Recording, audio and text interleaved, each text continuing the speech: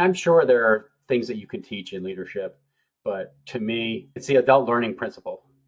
We learn by touching and feeling. We learn by experiencing. One of the examples I wrote in my book years ago, an assistant manager, I just overworked. I scheduled her to work too many hours. Is that how I thought it should be? Because that's how I was. I was really upset when she gave her notice. But you know what? My boss didn't need to lecture me. I already knew. I kicked myself 50 times, but I learned from that.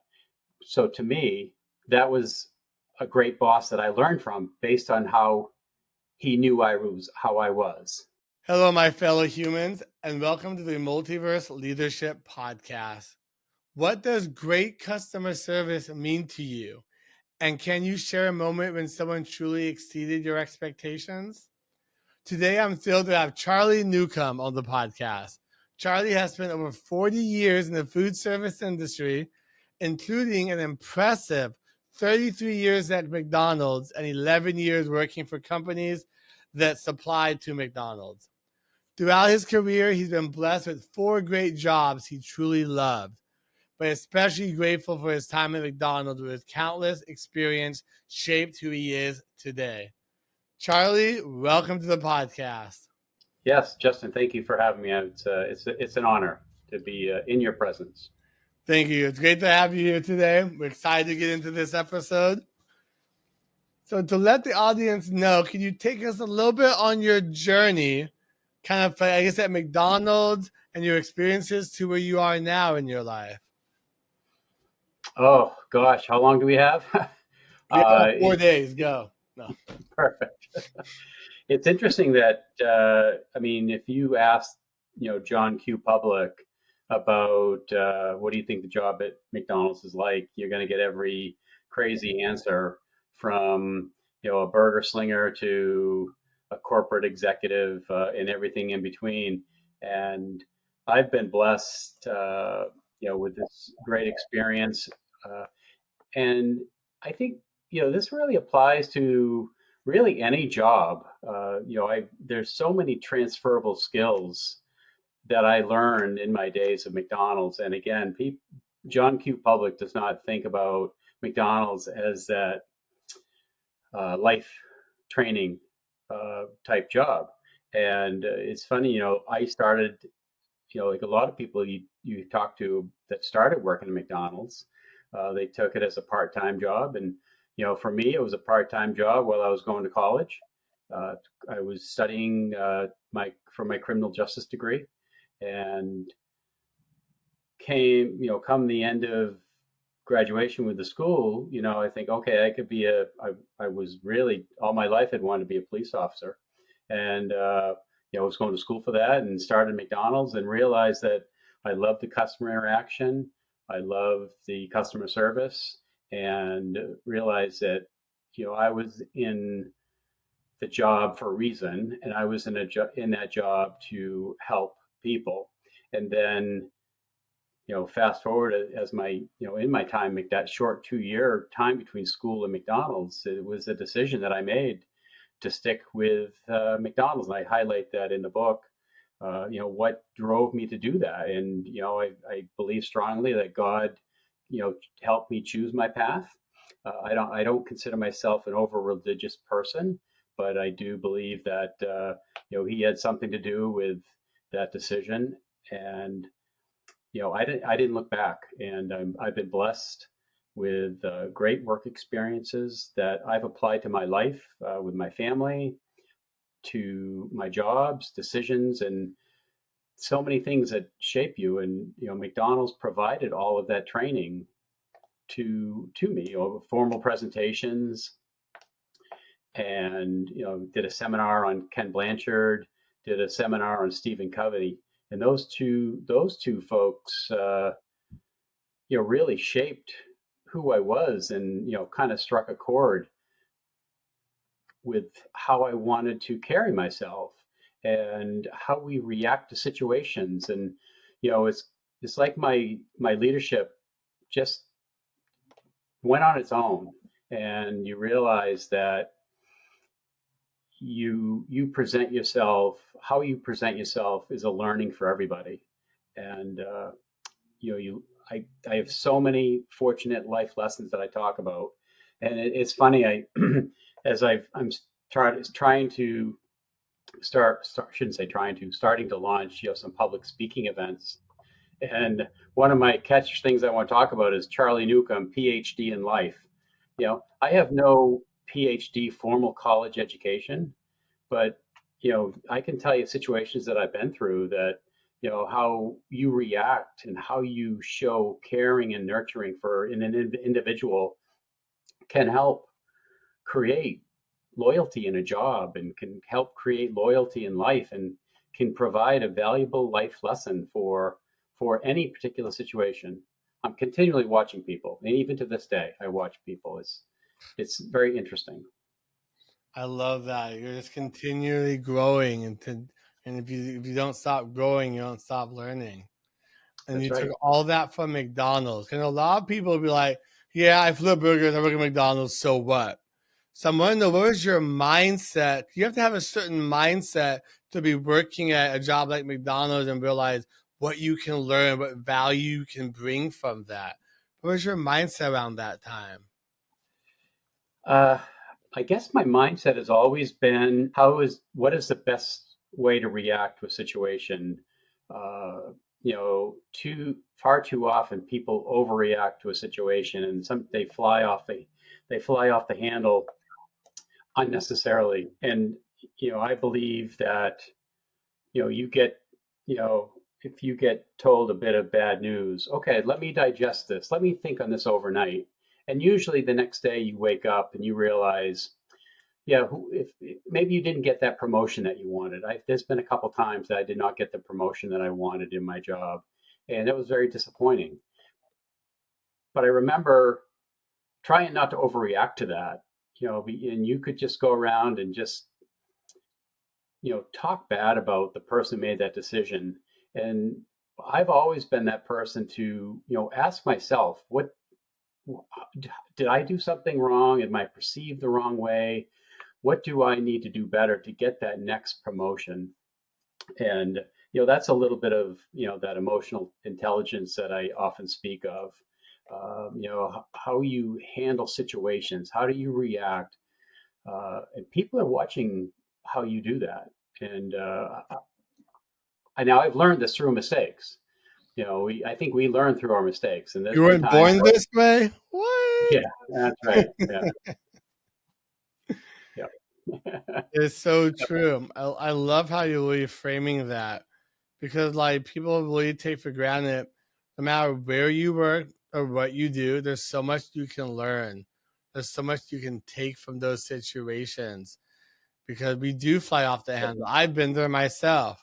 I do it sure, time to time by trying to remember not to, trying to have more of the EQ, emotional intelligence to realize and understand and see what I'm doing, how it affects those around me, and kind of learn from it. Doesn't mean I do it all the time. No. yeah, yeah, It's yeah. tough I, sometimes being human. Now, I think the other part of that too is realize that your bosses or any people that you're observing, if they, just had a bad result, let's say a CEO of a company had a bad quarter, they may get upset. They may talk to those leadership folks that are close to them and verbalize and be up and show their true emotions.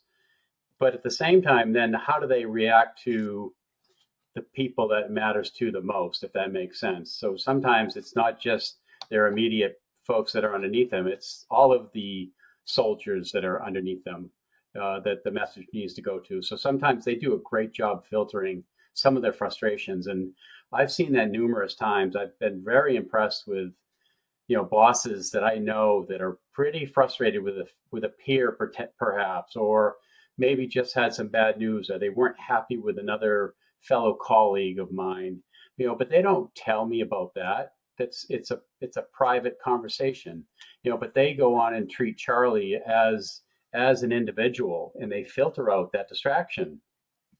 And that's what I've really I've learned that from all of the folks that I've admired over the years. you know Yeah, I like that. It's so true. I've seen it time and time again where people react or overreact based upon a conversation with someone else and not realizing you're having a new conversation with Charlie, for example. Right, So I right. like how you put that. Yeah, and they sometimes come off as childish, Yo, but all the time. but they're they're reacting the way they were taught. So the, what it reminds me of is a phrase that I talk about is shadow of the leader. What shadow do you cast? And it's if you think about that, I ask some of my folks have asked me for advice, and I'll say, what is your perception? What shadow do you cast? What do they think of Fred as a potential new manager uh, to lead others? How are you perceived? So that shadow that you cast, no matter what position you're in a company, is tremendous. That was powerful. I agree with that. I like that you put there's a shadow of the leader. It's kind of like what they talk about in psychology, that little shadow, that shadow self, you know? Yeah, yeah. Yeah, that's And, yes. powerful. Then of course you start talking to your shadow, you kind of you drive yourself a little bit crazy too. Yeah, who does So, that? it's very common. A lot of times, we make a decision, we second guess ourselves. But Yeah, as your experience moves forward, you've made a right decision, whether it be. And the key thing is you made a decision. I remember folks that reported to me in the past. I always said to them, "Hey, I'd rather have you make a decision and make a wrong one than not make a decision at all." So, um, so that you gain confidence in what decision you make. that's so powerful because so many people are kind of stuck sometimes in this that realm where they can't make a decision, so they do nothing. Right. Especially as leaders, that's such a dangerous place to be. You're not going to Indecision learn is or grow. That's right. Yeah. Indecision is disastrous. Yeah. That can make or break companies and make or break relationships. Like people want everything to be so perfect sometimes, but they realize it's not going to. It's going to be ugly. It might be wrong. It's okay for human beings. Right. Yep, that's right. You know? Yep. I'll tell you, there's so many, I one of the things I've started talking about I spoke to a group recently down in Mexico, and there are so many different leadership traits that people have, and everybody has an opinion as to which leadership trait is the best. And I believe there is no. I have my personal favorites, but I don't think there's any one in particular that's going to shape anybody. It's To me, as an effective leader, you have to wear many hats. Your leadership traits have to be many. And I touched upon, was it Jay Alexander who you had the podcast on? Yeah. The emotional intelligence. Yeah. What a great message that he had. So Yeah. kudos to him for that. That So was a good episode. yeah, And I like how you put that because a lot of people forget we're all so different as human beings that all those traits, you have to take on the ones that work for you, the ones that are kind of come innate to you. Not all of them are going to work for everybody. yeah, Everyone's like, I gotta be this, I have to be that. I gotta be the end all, know all for everyone. But you really gotta right. come as yourself first and find what works, what doesn't. Yeah, and the other thing I always say too is learn by your mistakes. I remember one time. This is there are certain things that happen in your career that you take as where you could have done better, and I talk about a couple of those examples in my book. But another one that isn't in my book. One day I remember a particular manager. This is when I was an area supervisor, and I walk in one day, and this particular manager just threw his keys at me, and he quit. And I really was taken aback by that. And this gentleman was always very quiet, and I felt that his communication skills were very weak because he was quiet. And what you realize after the fact was he was just a silent communicator. he's not that person that would scream in front of everybody, talk and yell at the top of his lungs, which is what I perceived as how it should be as an effective communicator. But in essence, I kicked myself for that because he was doing a pretty darn good job communicating. You just don't hear it every minute of the day and every day that he works. And I'll remember that experience. Sometimes the louder you are, the less people hear. That's a good one. I like that. Yeah. I'll take that one to the bank. I mean, I feel that because you have to kind of find the medium sometimes of depending on who you're talking to, how to communicate with them. Like that employee at McDonald's versus say employee at some large corporation, right? Just be a different way how you communicate with them because they come from different backgrounds or they have different responsibilities. Yeah. The other thing I would tell you, sometimes it's hard to identify an individual who has good leadership traits. And one thing I always try to teach, some of my, you teach by what you do. And I remember in a particular example, I posted a job. I was an area supervisor at the time for McDonald's, watching over 8 restaurants at the time.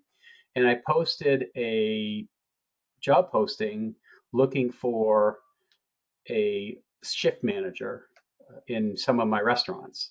And I remember one of my managers saying to me, why are you posting this?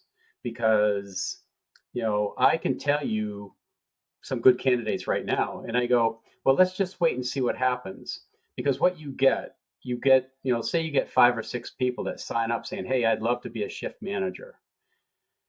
And you take that list and you look at this and you see, okay, here's, Michael Crabtree. Michael Crabtree signed up to be a shift manager.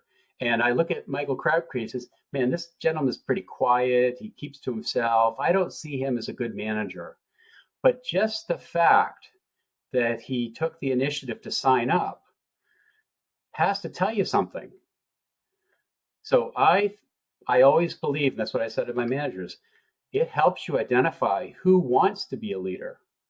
And a lot of times, and this is in any job, you can identify a person that you think might be a good manager, but a lot of times they're just good soldiers and they don't have the leadership skills that they need. Ooh, I So say that all the time. Ooh. just because they do a good job at their, maybe it's a shoe manufacturer, just because they do a good job and they keep a quota for a number of shoes made per hour, doesn't mean they can motivate others. You don't know. But back to my example of finding somebody, it really helped, and it really helped my managers understand it. That's a great point. Again, we chose somebody who was a good crew person. Oh, they make a great manager. Then you make them a manager, they're awful. They don't help train people. You want a good trainer. Because a lot of times you have a half-ass trainer training a new person, you're going to have a half-assed new person. Yep. So excuse my language, Oh. but that's how it works. So same thing in leadership. You can't. Well, I should say you really can't teach leadership. You need to learn leadership. You need to watch leadership through others. We all anyone listening to this podcast can think of times or people that were not good leaders. In my book, I talk about a micromanager. I do not work well for a micromanager. I can tell you that right now. Same. I work well for somebody who trusts me, who doesn't question everything I do. What are you doing today? What are you doing today? What did you do yesterday? What did you accomplish? How are you making tomorrow better? Oh my God, just hearing that, I'm like, ah. Yeah, it drives me crazy. I have And PTSD a little bit. I've had that in the past. yeah, yeah. But again, that whole leadership role that leadership takes on many traits that and everyone is stronger at that than others. I'm going to go back. You were saying that people can't be taught to be leaders, but they can learn to be leaders. Is that correct? I mean, I'm sure there are things that you can teach in leadership, but to me, it's the adult learning principle. We learn by touching and feeling. We learn by experiencing. We learn by making mistakes. Uh, and I one of the examples I wrote in my book years ago, an assistant manager I just overworked. Her name was Janet, and I scheduled her to work too many hours. Is that how I thought it should be? Because that's how I was, and I was really upset when she gave her notice. But you know what? My boss already, you know, didn't need to lecture me. I already knew. I kicked myself 50 times, but I learned from that. So to me, that was a great boss that I learned from based on how he knew how I was. I hope that makes sense. It is. If your boss trusts you, they don't even have to. They don't have to slap your hand. They already know you're slapping yourself. That to me is, a leader that knows their people and knows how that individual is. And I feel there's a lot of people who can manage and not lead. They don't really understand that concept sometimes. And that's let alone why you get a lot of people in these positions. They're like, well, I don't really want all this responsibility, but I want to make the money. But they're kind of approaching that with the wrong mindset of understanding this is a position of leadership, of growth, of not only yourself, but the people that you're leading within your teams also. But That's they right. need to really have that shift there, it seems like, because the way they Yeah. approach it is not exactly the best. They don't know what they don't know. That's true. That's I've used that line before. They don't know what they don't know. But they gotta be willing to take that step to learn, to understand, to want to grow. Just jump off the cliff. Just jump off, do it, see where you land. You know, I've let it gotten hit the pushed off fan, several times. see how it turns out. So, how are some ways that you've approached or mentored other people in management roles over the years? And what are some traits you've noticed of those that are going to excel and do well at this, or those that don't really care, don't want to do this leadership thing, we call it? Yeah, great question. I've been blessed. I say that everybody should have a mentor. And I had somebody say to me literally 2 days ago when I was out, um, sitting down with an individual that I work with. And he said to me, I love how you carry yourself. And I look at you as a mentor. And that kind of, came out of left field a little bit. But, I was honored that he thought of that. But you think back to, again, people are watching you, right? And how you react. And, I always try to look big picture, the helicopter above the situation, uh, trying to manage, what's a long-term solution instead of overreacting to a specific situation. But I also go back to my upbringing. Every job I was at, I always had a mentor, somebody that I would look up to, somebody that to me was who I wanted to be. There was one individual I write of, John Lakis, in my book. He is such a super individual. He cares about people. He cares about so many different people, but he also cares about himself, and he loves his job. And I've been blessed because I've loved all my jobs. I can't remember that song that's out there. Oh, to go do a job you love, and you don't. It's not work if it's a job you love, or something like that. Yeah. There's a country song that I talk of, but Love what you I go do, back. do what you love. Yeah, yes, yes. But you know, every person needs to have a mentor that they can learn from, and there's nothing wrong with saying to a person, "Would you mind being my mentor?" Somebody that can challenge you, somebody that can challenge the norm. We're so good at status quo, but you need to. We're forever changing. And I talk about this a lot. Is that we're always managing change, and we got to learn to do that. And every job is going to be different. Every procedures change, products change, but it's all for the better long-term results. But just to comment on the mentor person, Yes. some people think that their boss can be a mentor, and that is so far from the truth. Don't do Your it. boss, It's a trap. that's right. Your boss cannot be your mentor.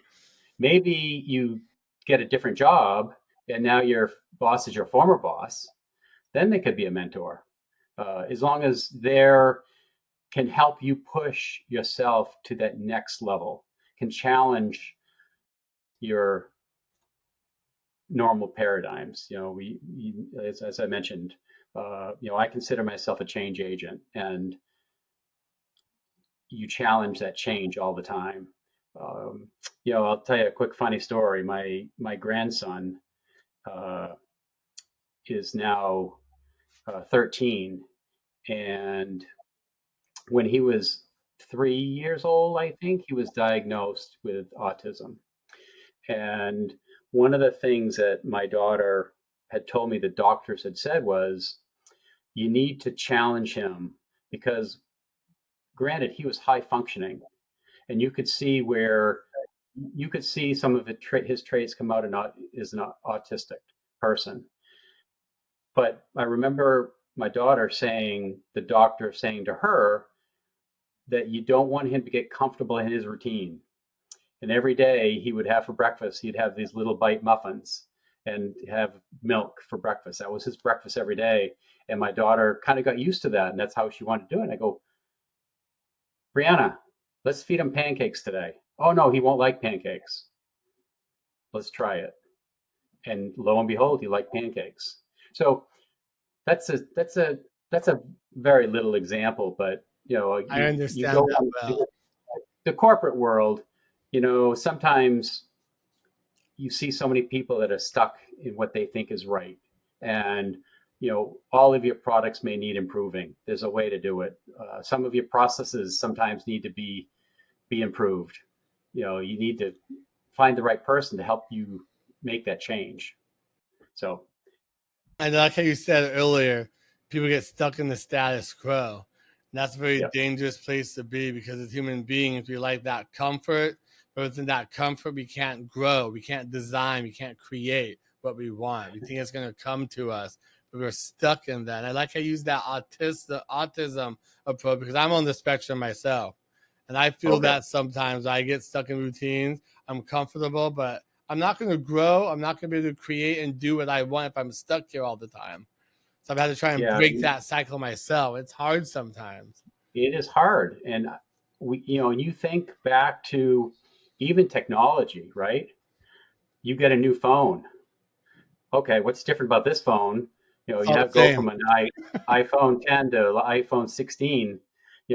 What's different? Oh my God, it's new.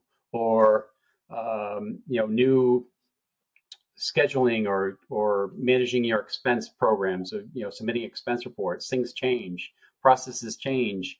Okay, you need to do your expense reports for this company now. It's like, oh, I was just comfortable with the way we did it before, and all of a No sudden, way. but what and it's a silly example, but you can think back to whether it's a change in process, is just, manage that change, recognize that your emotions aren't normal. Well, they are normal. They're normal in What the fact is that normal? you're frustrated. Yeah, what is normal exactly? Um, but if you keep that open mind that, all right, maybe this will be better. Maybe this person who's proposing this change can, creates a vision, and that's another good sign of a leader, creating that vision of what it's supposed to look like. And if you do that, the people that are coming along to change with you can be a little bit more susceptible to understanding it, and recognizing the emotion of change. It's really hard to do. Um, if you look at company changes, company takes on new ownership.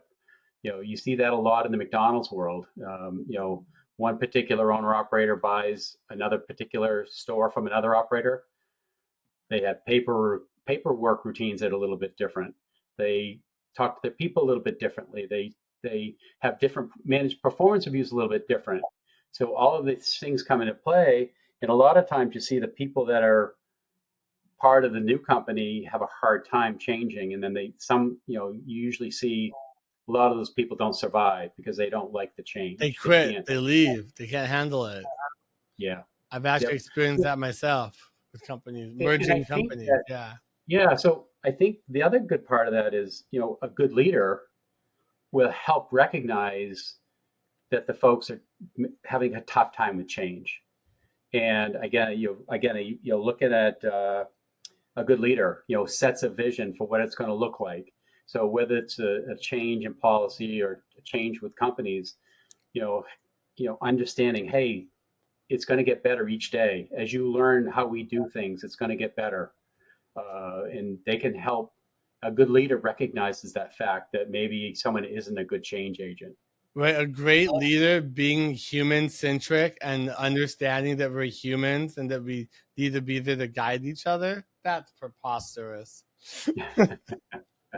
You don't Yeah. really see that a lot, but it is something that being a good leader needs to do. I like how you said to help them not only feel comfortable, but just help them get through that changeover that's going on with the company. A lot of times there's kind of like, oh, deal with it. This is happening whether you like it or not, or they leave you out in the cold a lot. But they don't come down and be like, okay, how can we help make this transition a lot better for you because we care? Yeah, exactly. And I'll tell you another great example of change. I talk about this in my book. A lot of some of my key learnings were from my mom, and it sounds elementary. I see a lot of people in today's society. You question what their kids are going to grow up like, how they see their parents reacting to certain situations. But I remember my mom recognizing the fact that she needed to go to an assisted living place. My mom recognized the fact that she couldn't drive anymore or shouldn't drive anymore, so she gave up her car. You see families struggling with that, telling their, brothers and sisters getting together as a family to tell their mom or dad that they need to go to assisted living. And the mom and dad just think of it as a prison. But the assisted living homes are so good for people. They thrive. The folks that go into the homes. When my mom went into assisted living, she thrived. She created so many friends. I asked her if she wanted to come down and live near me in New Hampshire. No, no, I don't want to do that. I want to be with my friends. And you talk about that change. That's a big life change. So that's I learned for that. So I hope to be the same person when I know I want to be able to recognize when I can't drive anymore. I don't want my kids to have to tell me, Dad, you can't drive anymore, or You you want need to go up anyone to to your tell wife. you that 'cause you're gonna like push back. Like, what do you Yeah. mean? No. You gotta Yeah. reframe that conversation with them. Yep. Yeah. So again, I talk. One of the things I mentioned at the beginning is I learned from others, and my mom was instrumental, in my life, influenced me.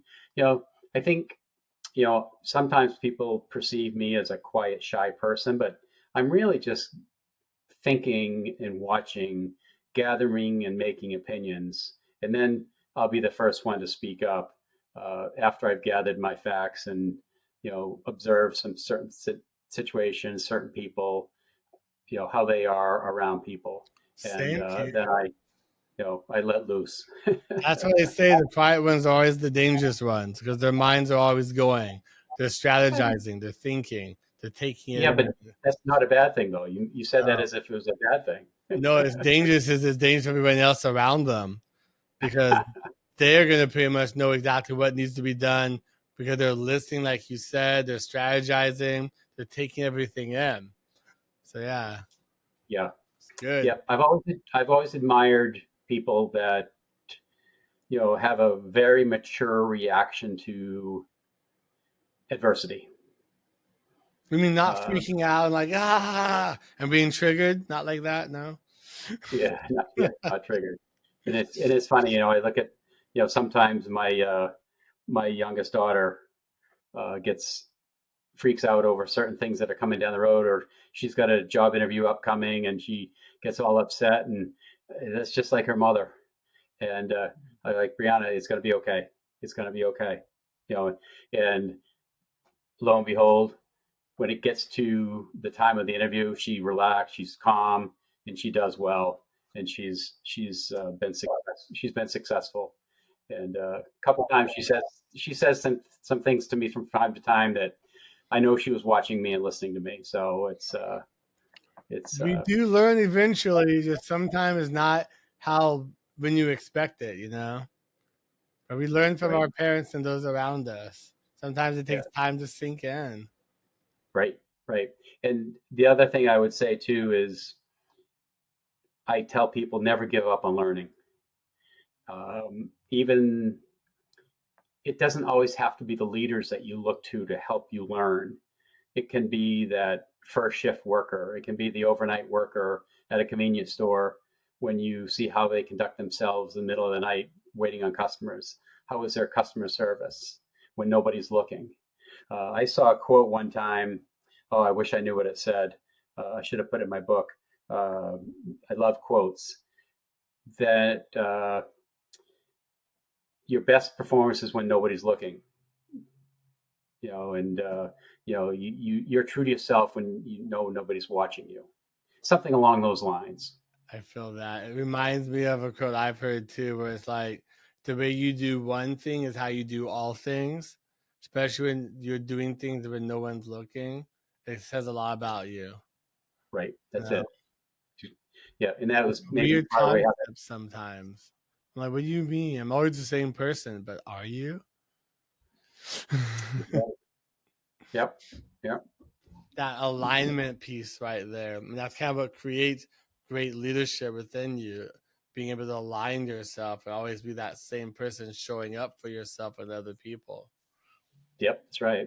I tell you a quick story that, Yeah. again, I call it a life learning experience, but I, back, what's month are we in now? We're in July. Back in, gosh, maybe March, February, March. I had two great bosses that I worked for at Manitowoc Ice that both left the company within 2 weeks to seek a better growth for themselves as individuals. And they were two great people. And I was really devastated that they were leaving because they left a mark in in the company in Manitowoc Ice, and it really made me think. Oh boy, I'm going to miss Greg and Bo. And I tell you, one of the quotes that I leaned on heavily that's in my book with Julia Roberts talks about it. It says, "When people walk away from you, let them go. Your destiny is never tied to anyone who leaves you, and it doesn't mean they are bad people. It just means that their part in your story is over." And when I took my job at Manitowoc Ice, I loved the brand. My two bosses, Bo and Greg, were just bonus. So fast forward, 3 years later, they decide to leave for bigger and better things. You miss them, but their part in my life is over, and that doesn't dictate who I am or who I can be. And I still, I love my job. They didn't make, they were a bonus. Yeah, beyond after that fact, I still love my job. And you see so many people that are working a job that they don't love. They So may like, many. and it's okay if they like their job, but I've been so blessed that I've loved every job I've worked. And really, it's been the people. And it's about helping people and trying to make people better and as individuals. So again, I go back to, just 2 days ago when a coworker was with me and said, "Hey, how you carry the room with different people. I look at you as a mentor." I mean, that just floored me. So out of the blue, it's again how you carry yourself because you just never know who's watching. That is so true. And that's so powerful. I love you said that. Yep. It's true. You don't know who's watching. I find myself kind of in that realm all the time because I'm still out of alignment. I'm working on getting on more of alignment of my identity of who I am trying to be, but not and get rid of who I used to be, but kind of bringing them together to who I know I need to be. Sure. You know, Yep. and it's a hard sometimes because you're kind of holding on to that old comfort of the old self but you're trying to get aligned with the new self, the new identity to help be that person worthy of your dreams, be that worthy of the leader, worthy of the friends, the family, etc. And it takes time, a commitment, a lot of strength and power, and it's ugly and dark sometimes. Yeah. Yeah. Well said. It's a journey. It really is. And then we have conversations like this, which I really enjoy, because just we really have to, our minds come together, but we can really just kind of have these normal conversations that kind of normalize this, normalize great leadership, normalize being great human beings. Yeah. Yeah. Yeah. And I love talking about it. You know, in my job, I love working with people. I really would like to grow and, become a public speaker for different corporations, et cetera. That's what I aspire to be. That's working on my website to, get that up and running without impacting my job, because I still love my job and I don't want to, give up my job. Yeah, I know I'm they not say. looking. I'm not looking for a new career. I just love to do a little bit of it a couple times a year. So it can be done because, like me, for example, I work for a company, I have a business, I have the podcast. It's a lot of things you take on, but if you manage it correctly and just kind of prioritize, use your calendar, you can do it all.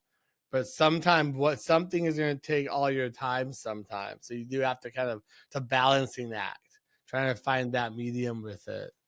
Yeah, and I'll tell you that what I've really learned lately is, we're so good at giving so much and uh, taking on so much. We've got to recognize there's so many people that need to recognize that they can't overextend themselves. And Yeah, who would do that? I do that time to time. I have to be careful. It's hard. we care. That's because we care, Yeah. and sometimes we can't say no, but sometimes you have to say no. You have to care about yourself because you're important. We're important too. We do so much for so many people, but sometimes you gotta just kind of sit on the couch and give yourself grace. Take some time back.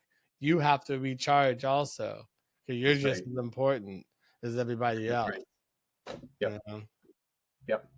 And I'll tell you, I do my best sleep. I do my best thinking in my sleep. People laugh at me when I say that. I thought it was a shower, but the sleeping. Okay, tell me more, please. Yeah. Sometimes if I'm pondering what to do, sometimes my answers come to me in my sleep. I That's always so I thought you got. get a good night's sleep. Your mind's fresh in the morning. You can think your way out of anything. Yeah, and as I mentioned, that emotional intelligence. Recognizing when it is just not quite right. If you've just had a death in the family, okay, this isn't the time to ponder a career change. This isn't the time to think about purchasing a new house. Because what goes along with that is a lot of things to get ready to sell the house, etc. So, again, recognizing your state of emotions, knowing when not to make decisions. So, I remember, we've all had potentially have had those colonoscopies in the past. And I remember the doctor saying, as you're going home after your colonoscopy, don't make any decisions today. Like, really? Why not? I feel fine. But your body just went through a big emotional change. You recognize, okay, he's right. It's not time to make a decision. Like So, breaking up with someone. Oh shoot! Should I go on that vacation? Should I go skydiving now? What should I do now? Huh? Get in the car and drive. Let's do it. for That sure. definitely makes sense. As I've gotten older, that makes more sense to me. Oh, Understanding your state of emotion, giving yourself that grace. Okay, let's really rationalize this. Now let's go do it anyway. You know? look, even, gosh, think about it. A silly example is my wife has been after me to get a pool, wants to get a pool. I go, you going to take care of it? We had a pool once, and when I was younger, it was easy to take care of. Now that I'm older, it's too much time. I don't have the time. Gotta get the pH right in the water, the right chemicals, gotta fill it up, have the guy come out, make sure the mosquitoes don't come around. There's all this science, all this stuff to it. Just to go That's right. swimming for a little bit. That's right. But is it worth it? It might be. I Yeah. don't know. Yeah. To her, to you, I don't have that conversation. I call it the consequences of your decisions. Realize and anticipate the consequences of your decisions. And I've had my share of decisions I made, and like, why did I do that? It's tough, but you learn from that, and you learn to recognize that it's you know that that decision is, sometimes the consequences. If you realize the consequences before and try to get a realistic perspective of what that's going to be like, you can usually make the right decision based on that. Usually, It's called great leadership of yourself and the ones around you. right? That's what great leaders are made of. That's Trying to right. anticipate that. Yep. Yes.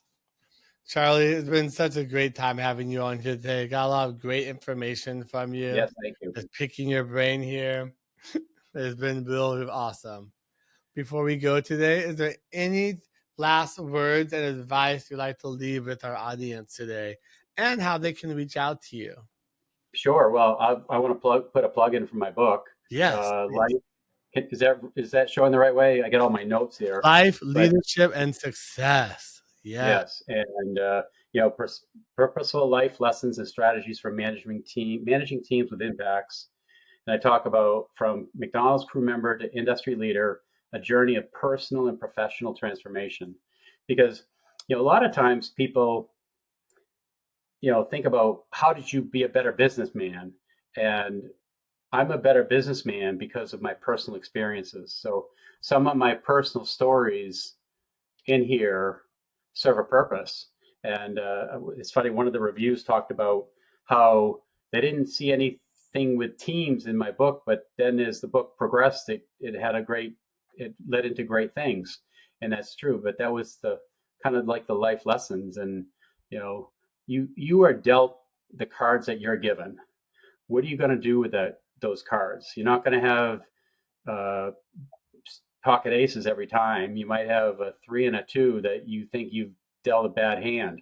What are you going to do with that hand to make it into something else, something better? So, yeah.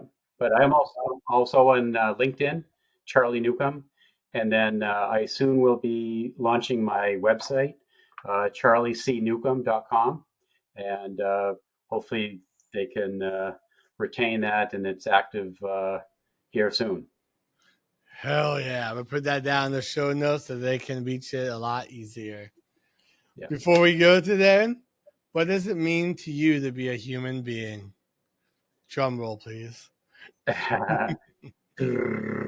uh, I've always been a giver of myself, a giver of my time, and I try to think a good human, what I've seen from great people in the past.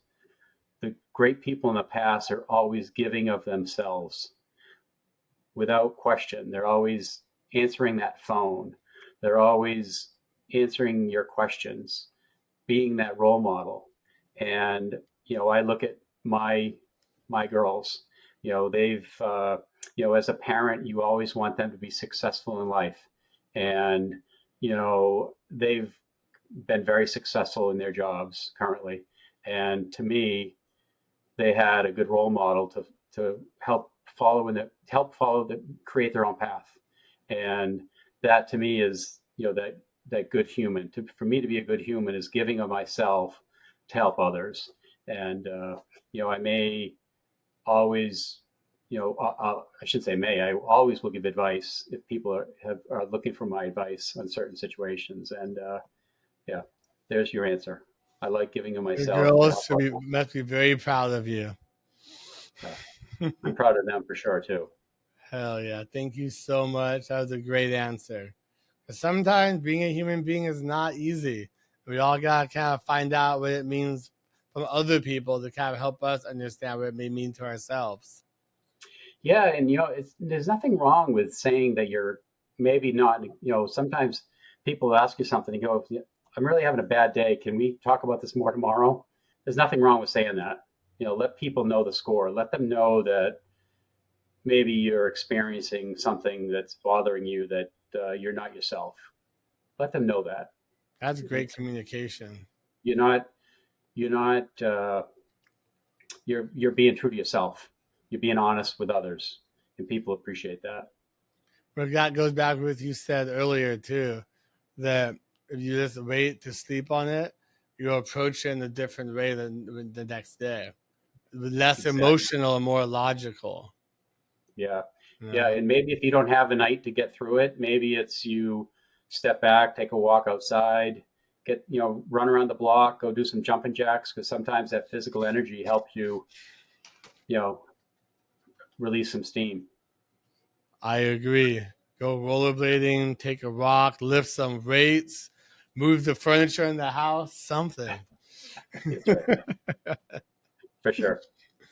Well, Charlie, thank you again so much for coming on here today and giving us Yeah. some of your time on a Saturday. We really appreciate that. I appreciate you, Justin, very much. I love your podcast. I think Thank you. you have some great audiences out there, and you keep doing what you're doing. I really appreciate the feedback. Thank you very much.